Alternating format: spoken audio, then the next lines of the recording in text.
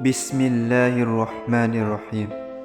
Assalamualaikum warahmatullahi wabarakatuh. Syukur Alhamdulillah kita bisa berjumpa lagi di channel ini. Salawat dan salam selalu dan tetap tercurahkan kepada junjungan kita Nabi besar Muhammad sallallahu alaihi wasallam. Allahumma salli ala sayyidina Muhammad wa ala ali sayyidina Muhammad. Harapan dan doa saya semoga saudaraku semuanya selalu diberikan kesehatan, dilapangkan rezekinya, diampuni dosa-dosanya, dan dipanjangkan umurnya. Amin ya rabbal alamin. Sahabat beriman yang dirahmati Allah, subuh adalah waktu yang amat istimewa, waktu di mana terjadi pergantian dari malam ke pagi, dari gelap menuju terang. Subuh sering diungkapkan secara khusus dalam beberapa ayat Al-Quran. Dan demi subuh, apabila fajarnya mulai menyingsing, Quran Surat At-Takwir ayat 18, katakanlah, aku berlindung kepada Tuhan yang menguasai subuh. Quran Surat Al-Falaq ayat 1.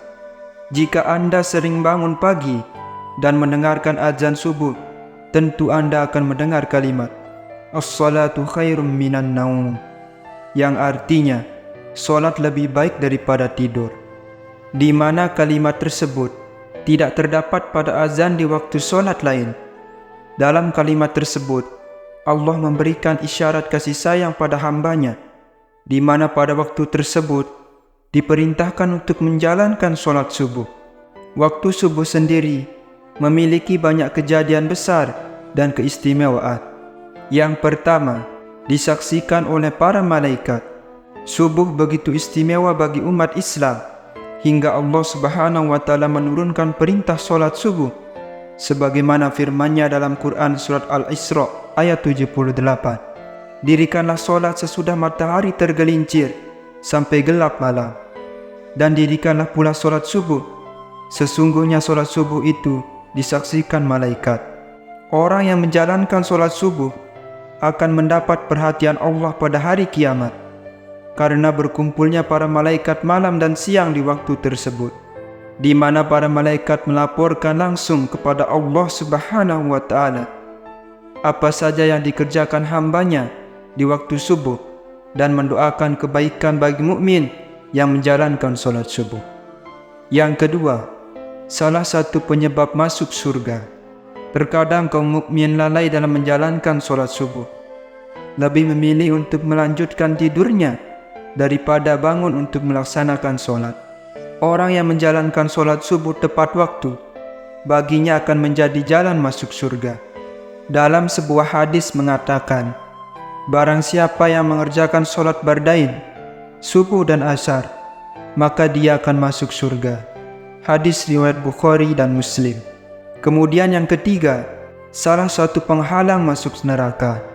Solat subuh yang memiliki jumlah rakaat paling sedikit dibandingkan solat wajib lainnya, terkadang menjadi solat terberat bagi sebagian umat muslim. Bagi yang menjalankan solat subuh, baginya dapat menjadi penghalang masuk neraka. Disampaikan dalam hadis berikut, sekali-kali tidak akan masuk neraka orang yang mengerjakan solat sebelum matahari terbit di ufuk timur. Hadis riwayat Muslim dan Abu Daud. Yang keempat, berada dalam jaminan Allah. Barang siapa solat subuh, maka dia berada dalam jaminan Allah.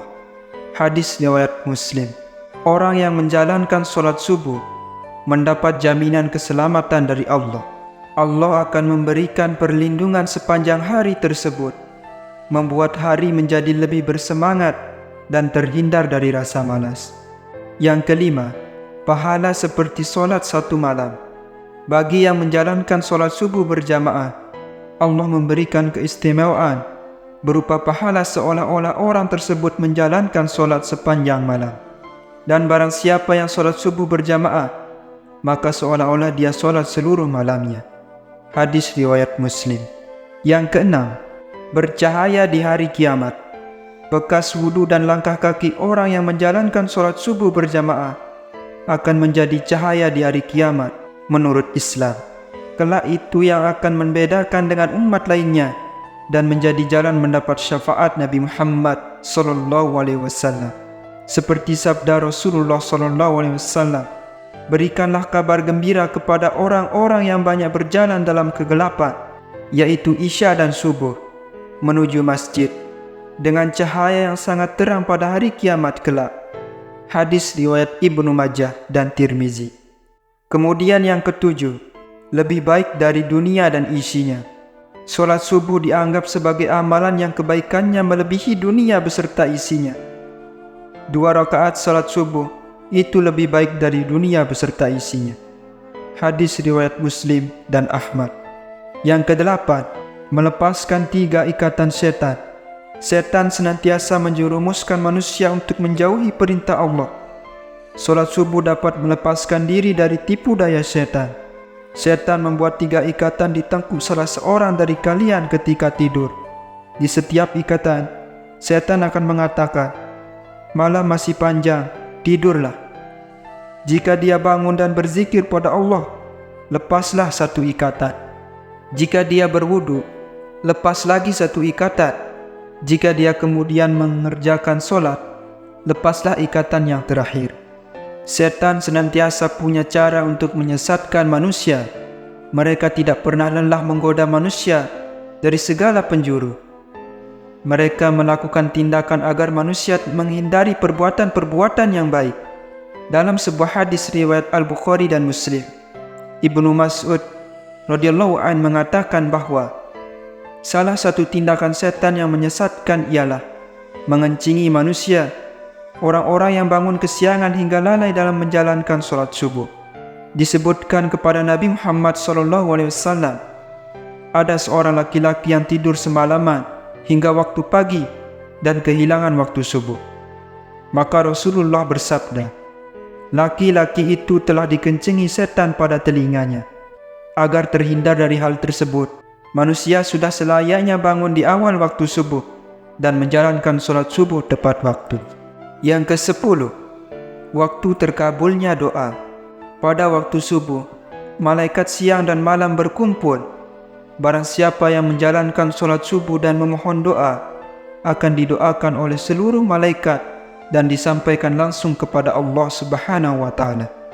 Manfaat doa dalam Islam pada kondisi seperti ini memang mustajab.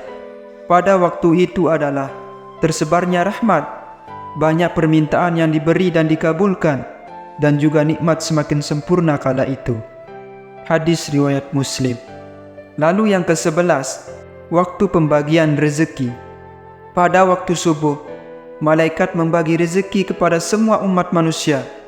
Dianjurkan untuk berdoa dan membaca Al-Quran setelah sholat subuh. Barang siapa yang sholat subuh dan memohon rezeki, maka Allah akan memberikan keberkahan yang lebih padanya. Rasulullah SAW bersabda, seusai sholat subuh janganlah kamu tidur, sehingga melalaikan kamu untuk mencari rezeki. Hadis riwayat Tabrani. Doa pembuka rezeki dari segala penjuru memang sangat tepat jika Anda panjatkan di waktu datangnya sholat subuh, karena waktu tersebut merupakan awal dari aktivitas. Sahabat beriman yang dirahmati Allah, mari kita biasakan bangun pagi dan menjalankan sholat subuh tepat waktu. Demikian yang dapat saya bagikan. Semoga bermanfaat untuk kita semua. Amin ya rabbal alamin. Wabillahi taufiq wal hidayah. Wassalamualaikum warahmatullahi wabarakatuh.